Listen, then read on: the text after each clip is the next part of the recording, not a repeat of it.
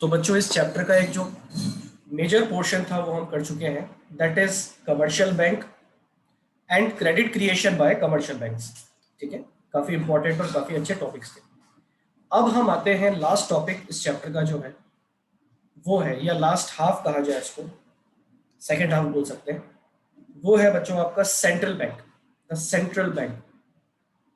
और यहाँ पे जो हमें सेंट्रल बैंक पढ़ना है, एक गलती हम लोग कर देते हैं कि सेंट्रल बैंक पढ़ते टाइम हम एक नजरिया रखते हैं कि हम कॉमन सेंट्रल बैंक की बात कर रहे हैं, पूरे वर्ल्ड में जितने सेंट्रल बैंक्स होते हैं।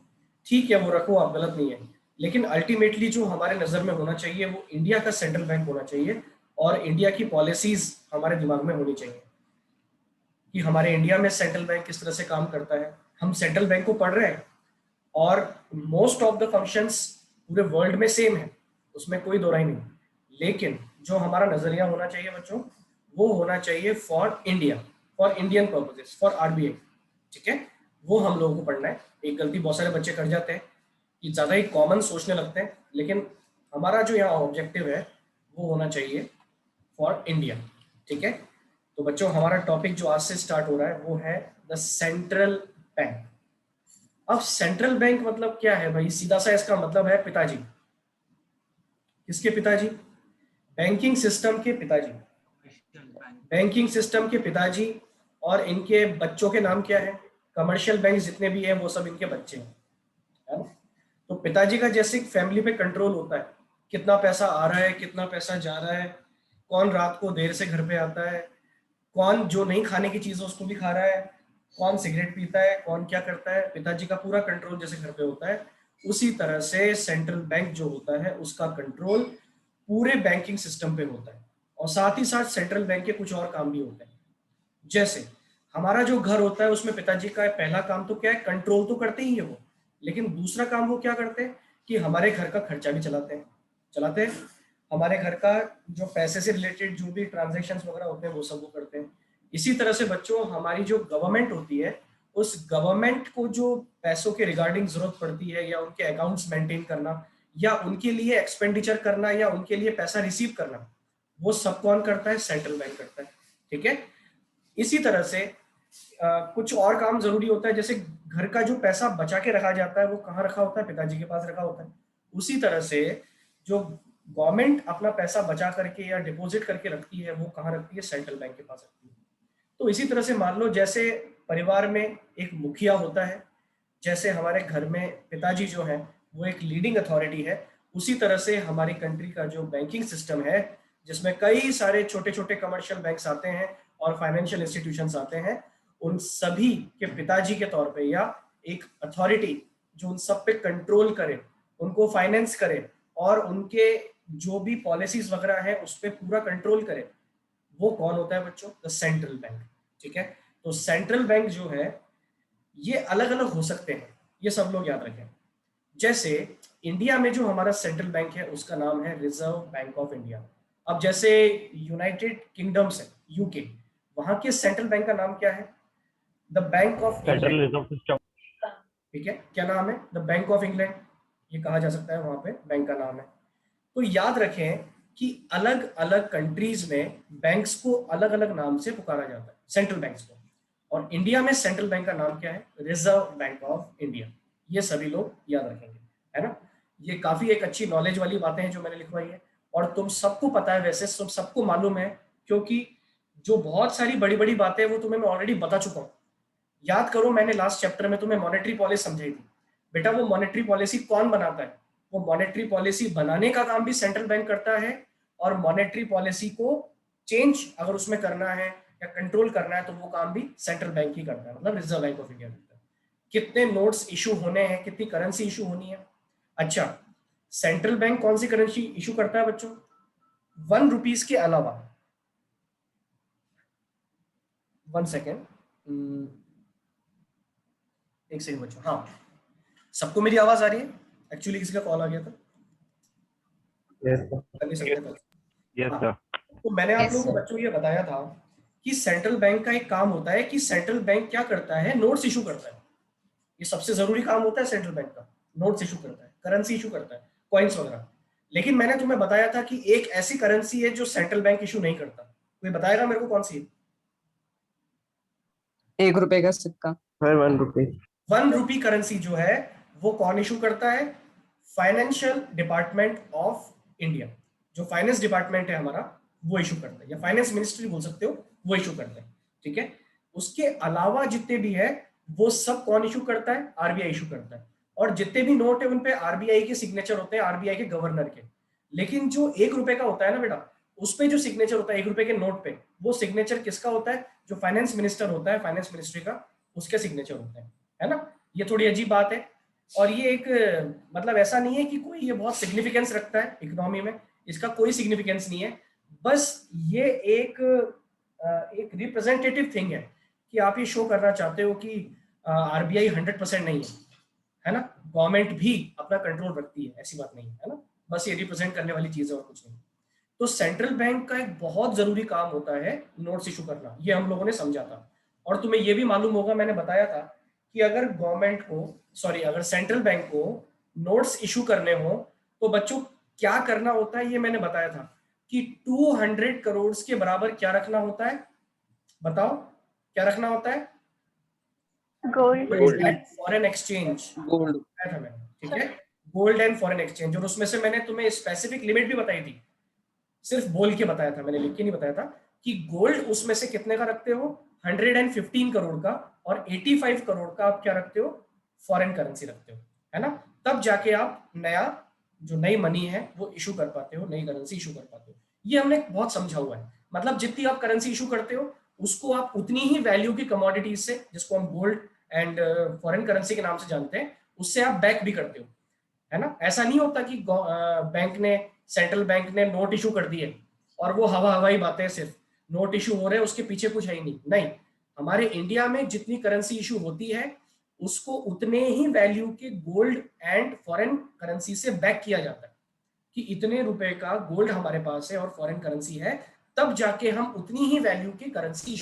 ऐसा नहीं होता कि यार हमारे पास तो मशीन है छापने की, लो धड़ाधड़ नोट छापते जाओ, ऐसा नहीं होता है बच्चों। ठीक है, तो खैर मैंने ये आपको ओवरव्यू दिया है ना। अब प्रॉपर्ली थोड़ा सा पढ़ लेते हैं भाई सेंट्रल बैंक क्या होता है। तो जरा एक बार सब लोग एक प्रॉपर डेफिनेशन इसकी याद रखना कि सेंट्रल बैंक होता क्या है। तो central bank is an apex bank that controls, operates and regulates and directs the entire banking and monetary structure of the country. बेटा सेंट्रल बैंक जो है वो एपेक्स बैंक है। एपेक्स मतलब ये सबसे हाई अथॉरिटी है, इससे ऊपर कुछ नहीं है, बैंकिंग सिस्टम के पिताजी ये कह सकते हो। तो सेंट्रल बैंक एक एपेक्स बैंक है ना, जो क्या करता है? जो कंट्रोल करता है, ऑपरेट करता है, रेगुलेट करता है और डायरेक्शन भी करता है। किसका? पूरी इकोनॉमी का, जो बैंकिंग और मॉनेटरी स्ट्रक्चर है उसका।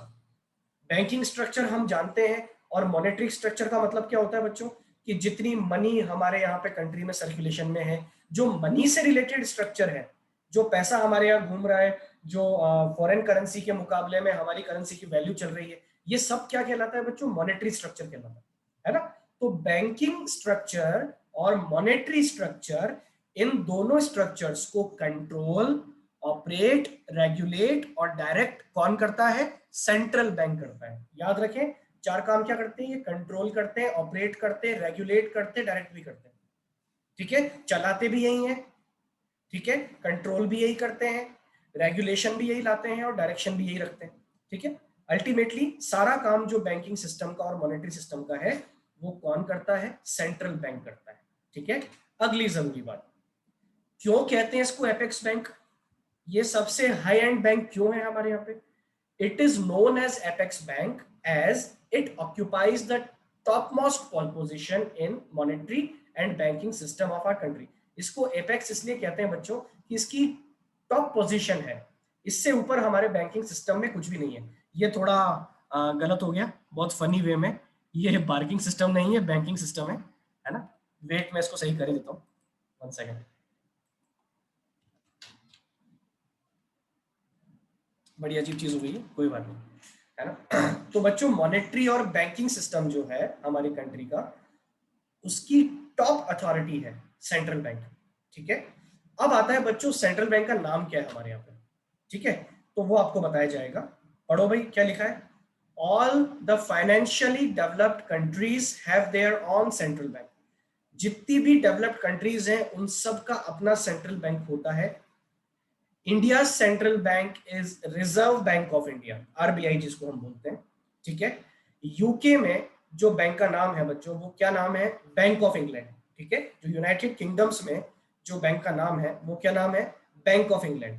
और अगर हम बात करते हैं कहा कि यूएसए की, तो in USA it is known as federal reserve system, ठीक है, या फेडरल बैंक भी बोलते हैं, इन शॉर्ट इसको फेडरल बैंक कहा जाता है वहां पर, ठीक है, या फेडरल रिजर्व सिस्टम भी कहते हैं।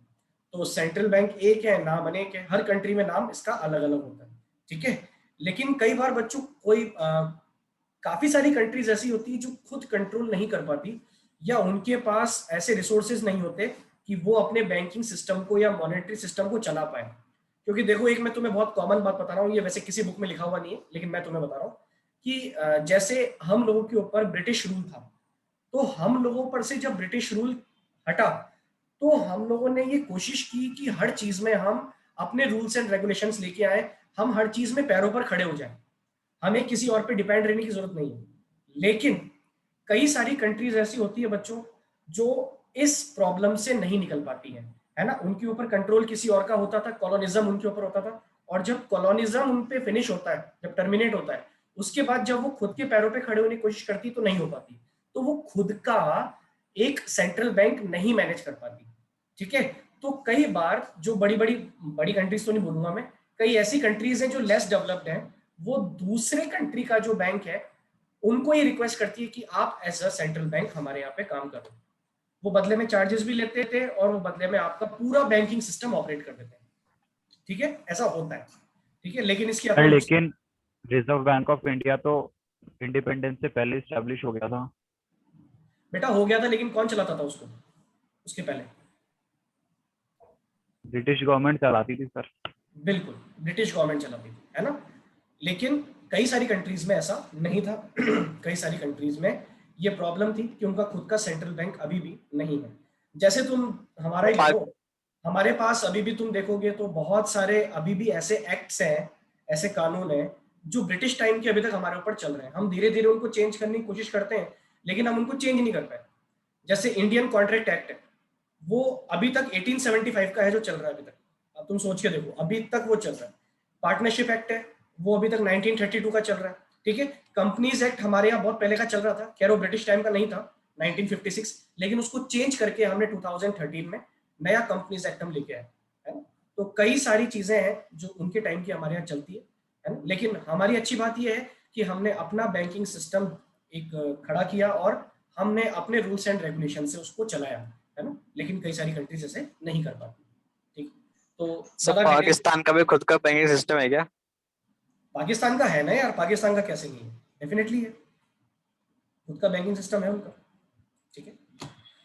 चलो इतनी भी गई भी थी कंट्री नहीं है वो, है ना चलो आगे बढ़ो भाई। अगला, RBI was established in April 1st 1935 under reserve bank of India act passed in 1934, ठीक है। बच्चों आरबीआई स्टैब्लिश कब हुआ था? 1935 में हुआ था। और वो किस कानून के तहत हुआ था? वो हुआ था आरबीआई एक्ट 1934 के तहत हुआ था, ठीक है। ये सब लोग याद रखेंगे। 4 पॉइंट हैं जो जनरल नॉलेज आपको बताते हैं कि सेंट्रल बैंक के बारे में। सबसे पहली काम की बात हमें पता लगी कि ये एपेक्स बैंक है, ये हाई एंड अथॉरिटी है, इससे ऊपर कुछ नहीं होता बैंकिंग सिस्टम में, ठीक है। दूसरा कि हम लोगों ने देखा कि हर जगह रिजर्व बैंक के नाम, जो सेंट्रल बैंक है उसका नाम अलग अलग हो सकता है। इंडिया के अंदर जो नाम है वो रिजर्व बैंक ऑफ इंडिया है। जैसे यूके वाला है ब्रिटिश, उसका नाम क्या है, बैंक ऑफ इंग्लैंड। और जो यूएसए वाला है उसका नाम है फेडरल रिजर्व सिस्टम, ठीक है। आरबीआई जो स्टैब्लिश हुआ था वो कब हुआ था, ये काम की बात है, April 1st 1935 को। तो ये कुछ पॉइंट्स हैं बच्चों, सभी लोग इनको याद रखेंगे, है ना अब आते हैं बच्चों हम बहुत जरूरी एक चीज पे, और ये जो मैंने आपको अभी पढ़ाया ये सिर्फ एक फाउंडेशन है। सेंट्रल बैंक के बारे में जनरल नॉलेज इतनी ज्यादा काम की नहीं है, लेकिन अब जो आने वाला है ना वो सबसे ज्यादा काम का है ना। और ये टॉपिक है बच्चों आपका फंक्शंस ऑफ सेंट्रल बैंक, कि सेंट्रल बैंक करता क्या है। जैसे हमने कमर्शियल बैंक्स के फंक्शन पढ़े थे, प्राइमरी फंक्शन, सेकेंडरी फंक्शन, सबको मालूम होगा कि कमर्शियल बैंक्स क्या करते हैं, हम लोगों ने पढ़ा था बहुत डिटेल में। उसी तरह से बच्चों अब हमें पढ़ना है कि सेंट्रल बैंक करता क्या है। अगर किसी के बारे में आपको जानना है इन डिटेल तो आपको उसके फंक्शंस पढ़ने होंगे। तो सेंट्रल बैंक क्या करता है ये हम लोगों को यहाँ पे समझना होगा, ठीक है। तो सेंट्रल बैंक के फंक्शंस को पहले एक लिस्ट के तौर पे हम लोग देख लेते हैं, और बच्चों इनको नेम वाइज आप एक बार लर्न कर लो, फिर हम आते हैं इन डिटेल, है ना। सबसे पहला काम क्या है, सबसे बड़ा काम जो है सेंट्रल बैंक का, वो है बैंक ऑफ इशूइंग करेंसी। बेटा ये अकेला ऐसा बैंक है जो करेंसी इशू करता है, बाकी कोई बैंक ऐसा नहीं है जो करेंसी इशू करता है, ठीक है। तो इसीलिए हम इसको क्या बोलते हैं, बैंक ऑफ इशूइंग करेंसी। ये ऐसा बैंक है जो करेंसी इशू करता है। और मैंने आपको इसके रिगार्डिंग बेटा रूल्स बता रखे हैं कि ये कौन सी करेंसी इशू करता है, एक्सेप्ट ₹1 नोट। ₹1 वाले के अलावा जो करेंसीज हैं वो कौन इशू करता है, सेंट्रल बैंक इशू करता है। और जितनी ये इशू करता है करेंसी, उतने ही अमाउंट का ये gold and foreign exchange back करता है, ठीक है। अच्छा ये गोल्ड किस फॉर्म में होता है बच्चों, ये गोल्ड आपका जो होता है ये प्योर रॉ गोल्ड होता है, या फिर जो सोने की ईंटें होती है उसके फॉर्म में गवर्नमेंट के पास रखा होता है, ठीक है। याद रखना, गोल्ड गोल्ड बॉन्ड्स भी होते हैं कई बार जो गवर्नमेंट बेचती है, उनको भी एज अ गोल्ड ही इक्विवेलेंट काउंट किया जाता है ना। तो ₹1 के अलावा जितने भी नोट होते हैं वो सब इशू करता है सेंट्रल बैंक ऑफ इंडिया, जो कि है आरबीआई, ठीक है। और जितना इशू करता है उतना को ही वो बैक भी करता है फॉरेन एक्सचेंज और साथ ही साथ गोल्ड से, ठीक है। तो ये पहला काम, और याद रखना इसको कहा जाता है कि ये मोनोपोली राइट है इसका, मतलब इस बैंक के अलावा और किसी को राइट नहीं है, ये सुप्रीम राइट है इसका, सुप्रीम राइट, ठीक है। इसके अलावा किसी और बैंक को राइट नहीं है कि वो करेंसी इशू कर सके। सेकंड, और सेकंड बहुत इंपॉर्टेंट वर्क है बच्चों, ये banker to the government, government का बैंकर। बेटा जैसे आप है, जैसे मैं हूं, हम लोगों के लिए कमर्शियल बैंक्स जो काम करते हैं, बेटा हम लोगों के लिए जो काम कमर्शियल बैंक्स करते हैं, जैसे मेरा स्टेट बैंक ऑफ इंडिया में अकाउंट है, तो मेरे को जो जो facilities state bank of India से मिलती है, उसी तरह से गवर्नमेंट का बैंक आरबीआई होता है। गवर्नमेंट का अकाउंट, करंट अकाउंट कहाँ खुला होता है, आरबीआई में खुला होता है, जिसको मैनेज कौन करता है, आरबीआई करता है। पैसा डिपॉजिट करना, पैसा निकालना, ये सब आरबीआई देखता है। पेमेंट्स जब होते हैं तो पेमेंट्स होते हैं आरबीआई के थ्रू। रिसीट्स होती है तो बड़ी बड़ी रिसीट भी कहाँ पे होती है, आरबीआई में होती है। गवर्नमेंट की कोई ऐसी बॉडी थोड़ी ना है कि वो अपनी जेब में पैसा रखेगी गवर्नमेंट, नहीं, गवर्नमेंट का अकाउंट होता है रिजर्व बैंक ऑफ इंडिया में। तो बैंकर वाले जितने काम है वो सारे रिजर्व बैंक ऑफ इंडिया करता है, जितने भी काम है, ठीक है। जो सबसे बड़ा काम जैसे उसमें है, मैं तुम्हें बताऊं, सबसे बड़ा काम है जैसे अकाउंट्स मेंटेन करना, ठीक है। आपका जो करंट अकाउंट है वो reserve bank of India maintain करता है, जैसे आपका करंट अकाउंट मेंटेन करता है, ठीक है। और क्या काम होते हैं भाई इसके, reserve bank of India loan, sir loan provide कर, बिल्कुल। आप नहीं, एक और पहले आ रहे लाइन से चलेंगे। दूसरा जो सबसे बड़ा काम इसका होता है ना बच्चों, वो होता है गवर्नमेंट की तरफ से रिसीट एंड पेमेंट्स करना, ठीक है। जो गवर्नमेंट की रिसीट्स होती हैं और गवर्नमेंट के जो पेमेंट्स होते हैं, वो भी काम कौन करता है, यही करता है। और तीसरा होता है कि ये गवर्नमेंट को फाइनेंसिंग भी करता है, ये याद रखना। Reserve bank of India government को जरूरत पड़ने पर लोन भी देता है, ठीक है। तो ये ऐसा बैंक है जो गवर्नमेंट का बैंकर है, ठीक है। अगला हम पढ़ेंगे bankers bank and supervisory rule. Bankers bank क्यों बोला भाई, गवर्नमेंट का तो ये बैंक है ही सही, अरे बैंकों का भी बैंक है। अब बैंकों को अपना पैसा रखना होगा तो वो कहां रखेंगे, बैंकों को अगर लोन लेना होगा तो वो किससे लेंगे, वो लेंगे रिजर्व बैंक ऑफ इंडिया से। घर के बच्चों को अगर मान लो पैसे की जरूरत पड़ती है तो पहले तो वो आपस में लड़ते हैं, आपस में ही मैनेज करने का ट्राई करते हैं। अगर मुझे जरूरत पड़ती है तो पहले मैं भाई से मांग लूंगा, जरूरत पड़ती है तो अपनी सिस्टर से मांग लूंगा, लेकिन फिर भी अगर नहीं हो पाता है तो फिर फाइनली हम किसके पास जाते हैं, हिम्मत जुटा के, पिताजी के पास। बिल्कुल उसी तरह से हमारे बैंकिंग सिस्टम में यहाँ पे होता है। क्या होता है कि पहले अगर बैंकों को जरूरत हो ना तो बैंक्स पहले आपस में ट्राई करते हैं। तुम्हें याद होगा कि बैंकों की एक दूसरे के पास डिपॉजिट्स होती हैं। बच्चों किसी को याद है, हम लोगों ने मनी मेजरमेंट में पढ़ा था लास्ट चैप्टर में, बैंकों के डिपॉजिट भी बैंक्स में होते हैं, ठीक है। एक दूसरे के पास उनकी डिपॉजिट्स होते हैं, है ना। जैसे स्टेट बैंक ऑफ इंडिया के पास डिपॉजिट है पंजाब नेशनल बैंक का। ऐसा क्यों होता है, क्योंकि कई बार बैंक्स भी आपस में एक दूसरे से ट्रांजैक्शन करते हैं, लोन वगैरह लेते हैं, ठीक है।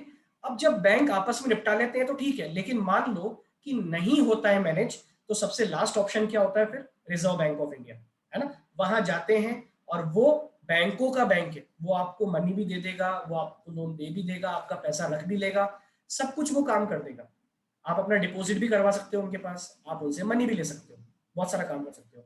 एंड सुपरवाइजरी रोल क्या है बेटा? सुपरविजन का मतलब जानते हैं सब लोग? सुपरविजन का मतलब होता है निगरानी करना, देख रेख करना कि कहीं कोई गलत काम तो नहीं हो रहा।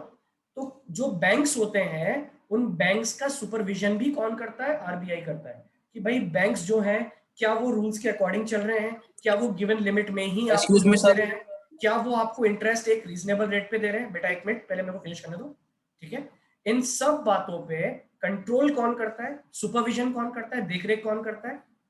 आरबीआई करता है। और याद रखें, अगर कहीं गड़बड़ पाता है आरबीआई, तो आप पे फाइन भी लगाता है। अगर आप रूल्स को वायलेट करते हो तो आप पे फाइन भी लगता है, एज बैंक आप पे फाइन भी लगता है, ठीक है। सर ये अगर बहुत बैंक जरूरी लॉस है। में चल रहा हो तो? क्या चल रहा हो? बैंक लॉस में चल रहा हो तो फिर आरबीआई से लोन देगा क्या?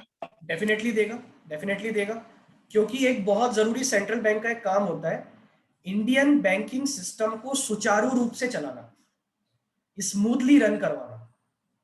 भले ही कोई बैंक नुकसान में हो, लेकिन उसको, अभी देखो मैं लास्ट इसमें एक आने वाला है फंक्शन, एक और फंक्शन है, ये जो तुमने पूछा है उससे रिलेटेड एक फंक्शन है। देख लो, मैं तुम्हें दिखाई देता हूं, 6th नंबर का देखो, हैंड टू हैंड ही देख लो। Lender of last resort. Last resort का मतलब है आखिरी सहारा, डूबते को तिनके का सहारा, ऐसे मान लो उसको।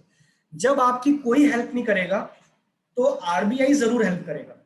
तो बैंक्स जब फंस जाते हैं, जब बैंक्स को नुकसान होता है, या बैंक्स जब परेशानी में आ जाते हैं, मार्केट की ऊंच नीच की वजह से जब उन्हें प्रॉब्लम हो जाती है, तो उनका आखिरी सहारा कौन होता है? आरबीआई होता है। तो आरबीआई एक काम और करता है, वो लैंडर है, लैंडर ऑफ लास्ट रिजॉर्ट।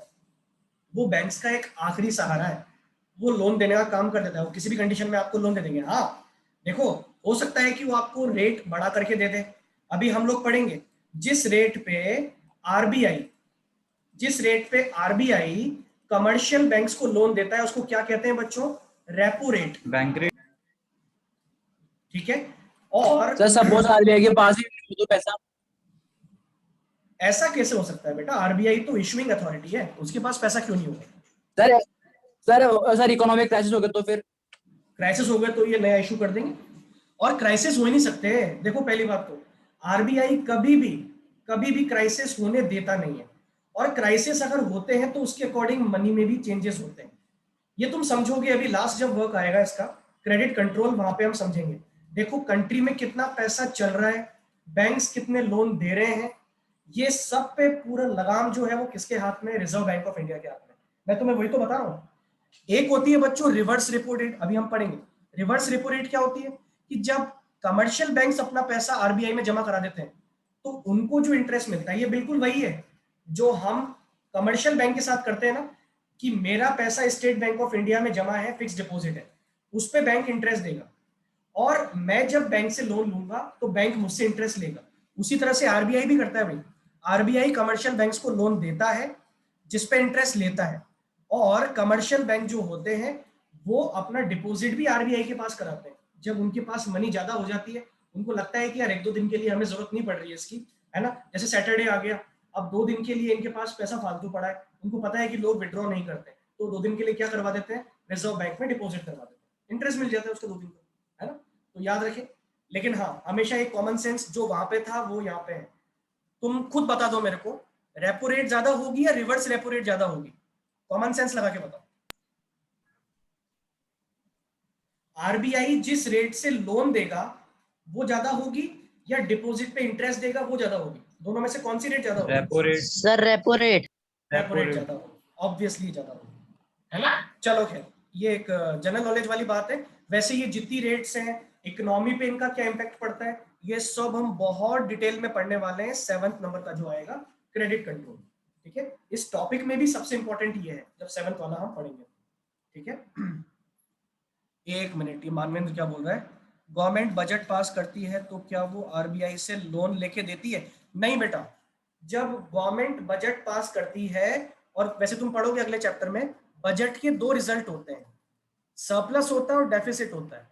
तो अगर डेफिसिट हो जाता है कभी, अगर बजट में कभी डेफिसिट हो जाता है, तो वो जो डेफिसिट होता है, उस डेफिसिट को पूरा करने के लिए गवर्नमेंट पैसा ले लेती है आरबीआई से।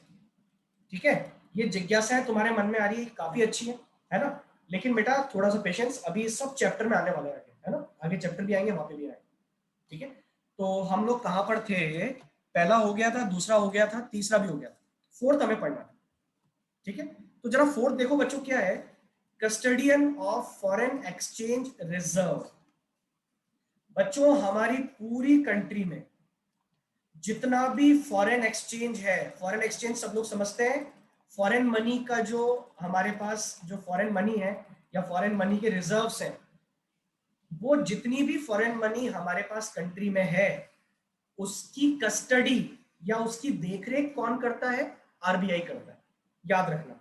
और जो याद रखे, जो हमारे यहाँ पे जो रेट्स होती हैं, जैसे डॉलर के मुकाबले हमारे रुपए की रेट क्या चल रही है, येन के मुकाबले क्या चल रही है, पॉन्ड स्टर्लिंग के मुकाबले क्या चल रही है, दिनार के मुकाबले क्या चल रही है, फॉरेन करेंसीज के मुकाबले में जो हमारे करेंसी की रेट चलती है, उस पर भी पूरा कंट्रोल किसका होता है? फॉरेन एक्सचेंज रेट पर आरबीआई का होता है ना।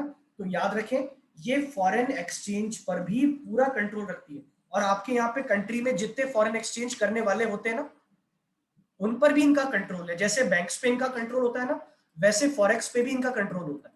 ठीक है, तो आरबीआई का कंट्रोल बैंक्स पर तो होता ही है, as well as foreign exchange करने वाले मर्चेंट्स पर भी होता है, जो फॉरेन एक्सचेंज करते हैं, आपसे रुपए लेके आपको डॉलर दे देंगे, डॉलर लेकर के येन दे देंगे, सर उन पर भी सर पता कैसे चलता है कि मतलब इंडियन रुपी की मतलब कितनी रेंज, मतलब डॉलर से उसकी रेट कैसी बेटा होती ये है? गोल्ड, ये गोल्ड और साथ में जो फॉरेन करेंसी आपके पास है उस पर डिपेंड होता है। ठीक है, आपके पास कंट्री में कितना गोल्ड है ओके सर। और कितनी फॉरेन करेंसी है, उसका कितना भंडार आपके पास है, उस पर डिपेंड करता है कि बल्क में कितना है आपके पास। उसकी वैल्यू के अकॉर्डिंग आपकी करेंसी की वैल्यू डिसाइड होती है ग्लोबली, है ना, कि किस कंट्री के अगेंस्ट में कितनी है। चलो, वैसे देखो यार, मैं एक बात तुम्हें बताऊं, मैं अपनी तरफ से बेस्ट ट्राई कर रहा हूं कि आपको पूरी नॉलेज दूं, लेकिन बेटा ये जो आप पढ़ रहे हो ना, ये सिर्फ एक इंट्रोडक्टरी है। इसका पूरा सब्जेक्ट तुम्हें पढ़ना है। कहाँ पे? जब तुम बीकॉम फाइनल ईयर में आ जाओगे, वहां पे आपको पूरा सब्जेक्ट पढ़ना है इसका।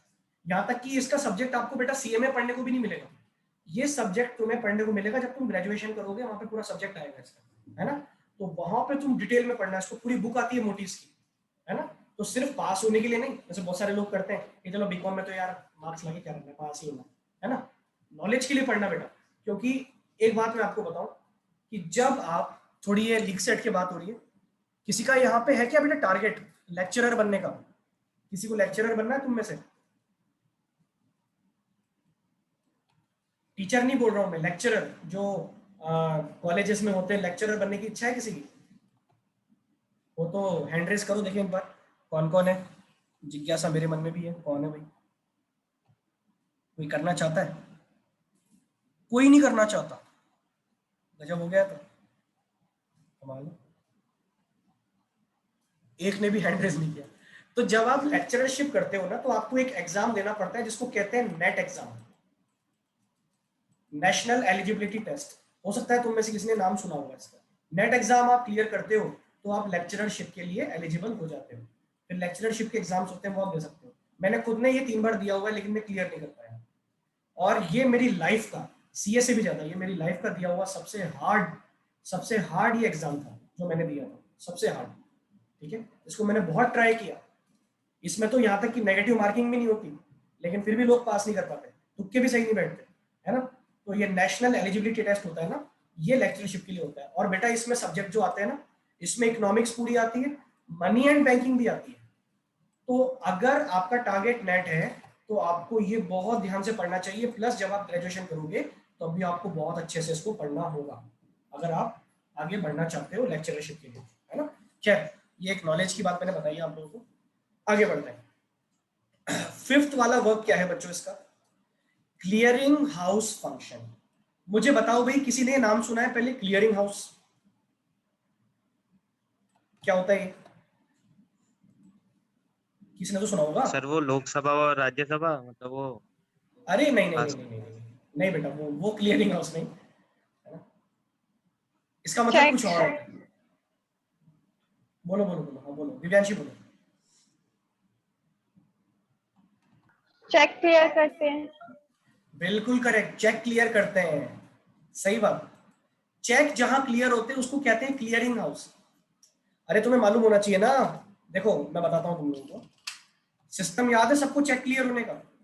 चेक क्लियर होने का सिस्टम ये होता है, जैसे मान लो मिस्टर ए ने मिस्टर बी को चेक दिया 1 लाख रुपीज का। कितने का चेक दिया? 1 लाख रुपीज का। मान लो मिस्टर ए का जो अकाउंट है वो किसमें है? स्टेट बैंक ऑफ इंडिया में। और मिस्टर बी का जो अकाउंट है वो किसमें है? पंजाब नेशनल बैंक में। अब तुम लोग मेरे को बताओ, मिस्टर ए ने जो चेक दिया होगा बच्चों को, चेक किसका दिया होगा? एसबीआई का दिया होगा ना, यस और नो? Yes sir. एसबीआई का चेक दिया होगा।